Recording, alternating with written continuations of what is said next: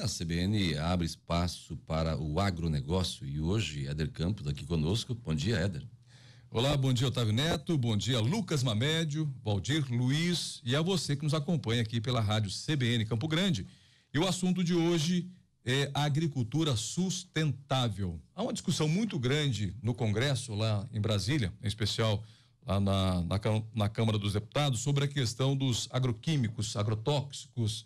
É uma discussão que vem sendo debatida não só em Brasília, mas também fora de lá. É possível produzir sem o uso de químicos? Uma pergunta que fica para o Rogério Gilberto Zarte, que é produtor rural em Sidrolândia. Ele é engenheiro agrônomo e ele é um dos promotores do primeiro seminário da agricultura sustentável, alternativas para a agricultura e pecuária, que irá acontecer durante a Campo Grande Expo de 16 a 20 de julho, Otávio. Legal, muito bem. É possível? Vamos saber dele? Bom dia, Rogério. Bom dia a todos. Primeiro, cumprimentá-los e também a CBN por trazerem qualidade de informação aqui para a comunicação do Mato Grosso do Sul. Obrigado, Rogério. Lembra que segunda-feira conversamos com o Hamilton, que é um produtor de orgânico e veio trazer uma visão de produção sustentável também.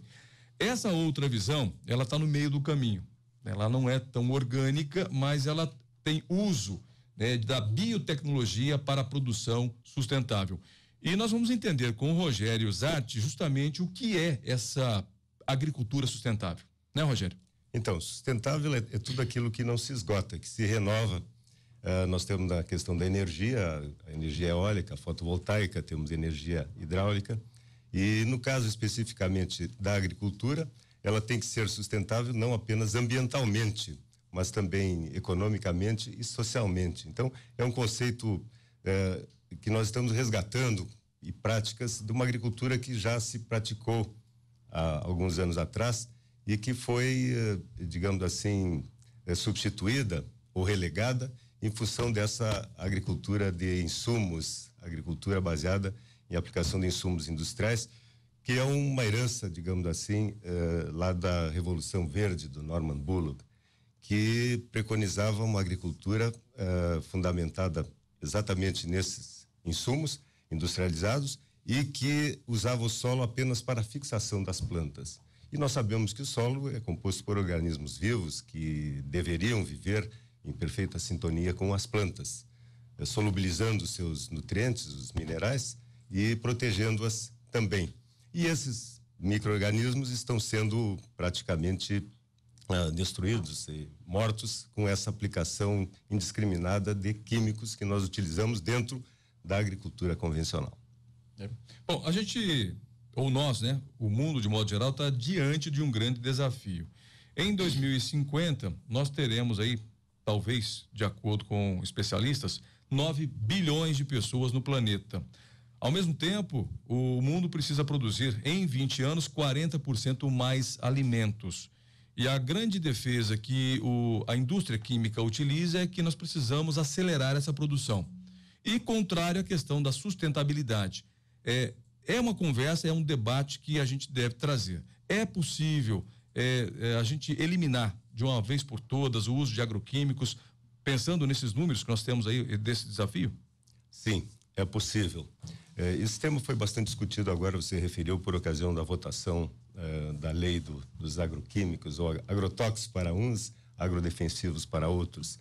Polêmica à parte, com relação à denominação, o fato é que nós, produtores rurais, não podemos nos omitir, nós temos que assumir a responsabilidade que temos nesse conceito, nesse contexto, até porque nós somos, dentro da nossa atividade, usuários do meio ambiente, dos recursos naturais.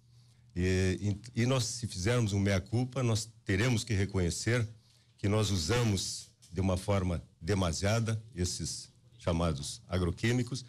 Nós, se usados de uma forma, digamos, irregular ou em demasia, eles poluem, eles contaminam o solo, contaminam a água e, por consequência, os alimentos.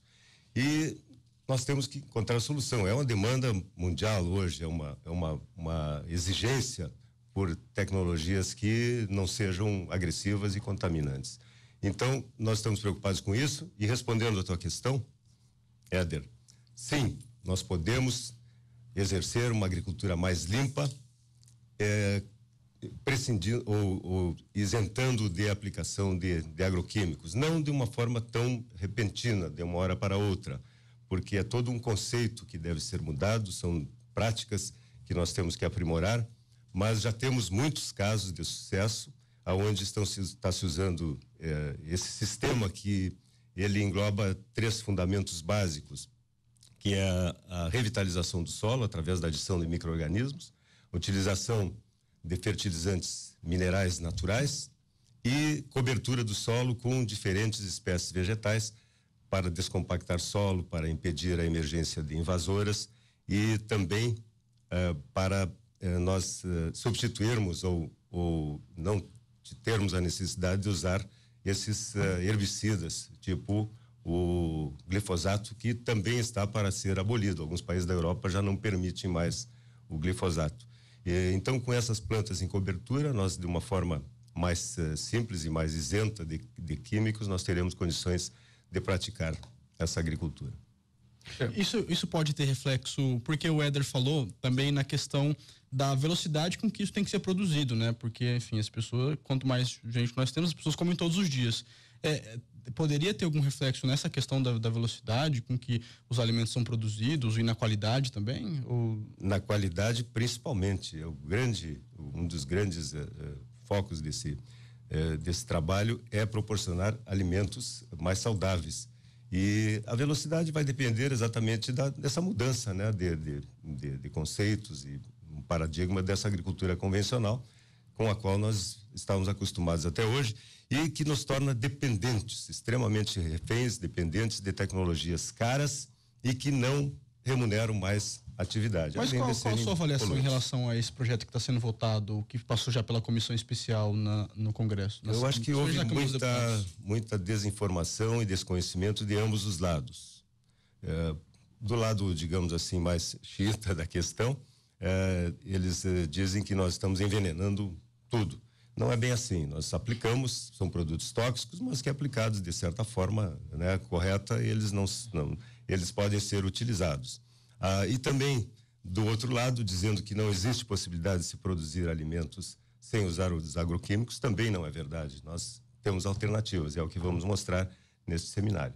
Que acontece durante a Campo Grande Expo de 16 a 20 de julho. O seminário será no dia 20, né? Sim. É importante também, pegando carona nesse debate, é importante lembrar que hoje as sementes, né, as indústrias já produzem também uma semente muito mais resistente a uma série de pragas, inclusive até, e que dão condições de você diminuir a aplicação de herbicidas, né? Então, Otávio, não é bem assim, porque essas tecnologias que essas empresas todos os anos nos apresentam e sempre cada ano tem uma novidade, né? Sempre com novos eventos e na verdade elas não são tão eficientes assim, elas perdem as suas características ao longo da utilização. Então é esse o aspecto que nós estamos levando em consideração, até porque esse tipo de produto que a gente usa, ele causa um desequilíbrio total no sistema e aí que ocorrem essas especializações, no caso, resistências de plantas a determinados produtos, herbicidas, resistência de insetos a determinados inseticidas, enfim, é um desequilíbrio total do sistema que nós conseguiremos resgatar com esse tipo de uma agricultura, digamos, mais natural. Rogério, qual é o risco real que o ser humano ele tem, né, pelo uso intensivo desses produtos químicos? Existem produtos que são acumulativos, que inclusive eu vi recentemente uma pesquisa nos Estados Unidos, onde analisaram pessoas que se alimentavam exclusivamente de veganas, né, que não se alimentavam com produtos oriundos ou só de alimentos orgânicos, comparando com outros que se alimentavam com características normais e encontraram ali resíduos bastante, digamos assim, em grande intensidade.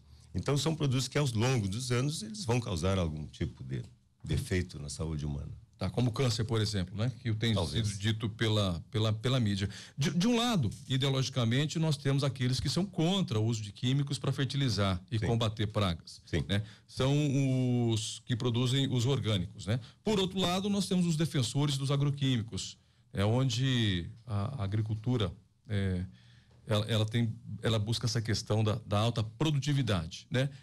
Onde a agricultura sustentável ela se posiciona? Na ideologia ou no capitalismo industrial? Que não deixa de ser uma ideologia também, né? Com certeza. Com certeza. Econômica, né? Tá certo. Mas onde ela se posiciona hoje, a agricultura sustentável? Você acha que deixou um pouco claro isso, porque você fala que não é contra o uso total do agroquímico, mas também o que vocês preconizam é a redução do agroquímico? Sim, não e a substituição. A substituição. No futuro, a substituição. É um processo, eu quero dizer que não é empirismo, isso é um trabalho muito técnico. Está sendo pesquisado pela Embrapa, que está acompanhando esse trabalho, já com validações. Quer dizer, é feito através de monitoramento da fertilidade. A questão do pó de rocha mesmo é aplicado dentro de um monitoramento da fertilidade do solo, do monitoramento da análise foliar das plantas, para ver o que realmente ela está usufruindo. Então, existe muita tecnologia nisso aí. E eu acredito que vai ser realmente o futuro da nossa agricultura. Uhum. Na prática, como é essa agricultura sustentável? Basicamente, o sistema é um sistema, ele deve ser levado em conjunto, assim como o pó de rocha sozinho, ele não vai ter grande significação. O pó de rocha, ele é a rocha originária da região. Na verdade, o nosso solo, ele é oriundo da rocha mãe que havia na superfície terrestre, que foi, ao longo de milhares de anos, foi intemperizada e formou o solo que hoje nós temos. E nós aceleramos esse processo de intemperização através da moagem. Ele é moído assim como o calcário. O calcário é uma rocha, um pó de rocha, só que ela é basicamente com cálcio e magnésio. E então essa rocha é moída e com a adição dos micro-organismos que trabalham na solubilização desses minerais, elas já são colocadas à disposição das plantas já no primeiro ano. Já estão solubilizadas e disponíveis e de uma forma equilibrada, com todos os minerais que a planta necessita, não apenas NPK, que é o que comumente se aplica. Isso vai baratear os custos? Vai aumentar os custos? Muito barato. É aplicado como calcário uma vez a cada 5 anos, é aplicado em superfície, não precisa ser incorporado, porque ele tem que estar atuando onde existe atividade biológica, matéria orgânica, enfim.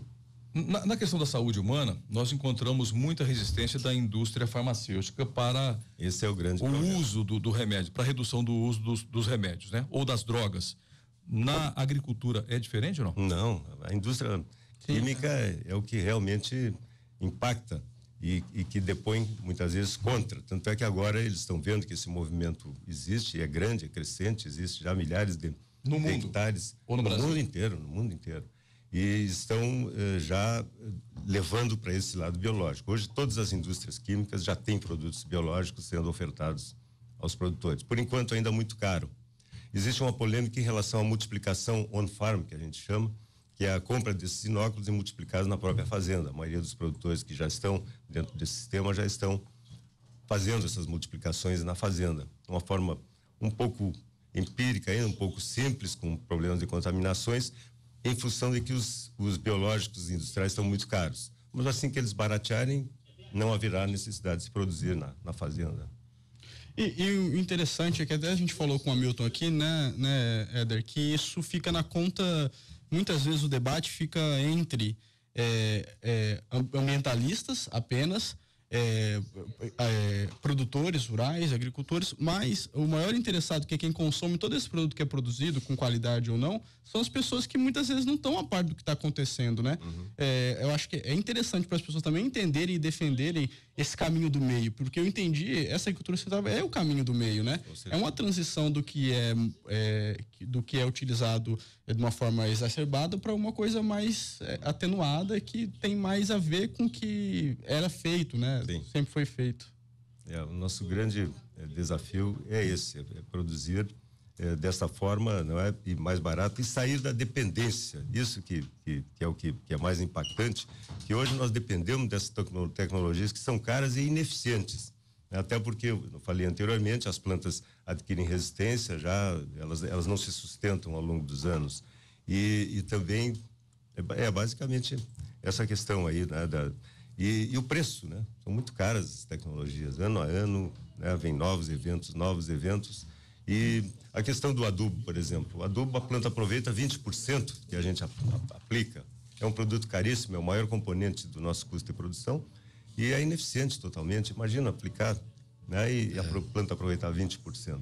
Jairo, muito obrigado por ter vindo a CBN falar conosco. Eu que agradeço. Estaremos com vocês lá na Campo Grande Expo. Lembrando, no dia 20, então, o seminário, pela manhã haverá uma apresentação de palestras da Fundação MS e à tarde o seminário de agricultura sustentável. Muito obrigado. Vamos ao repórter CBN.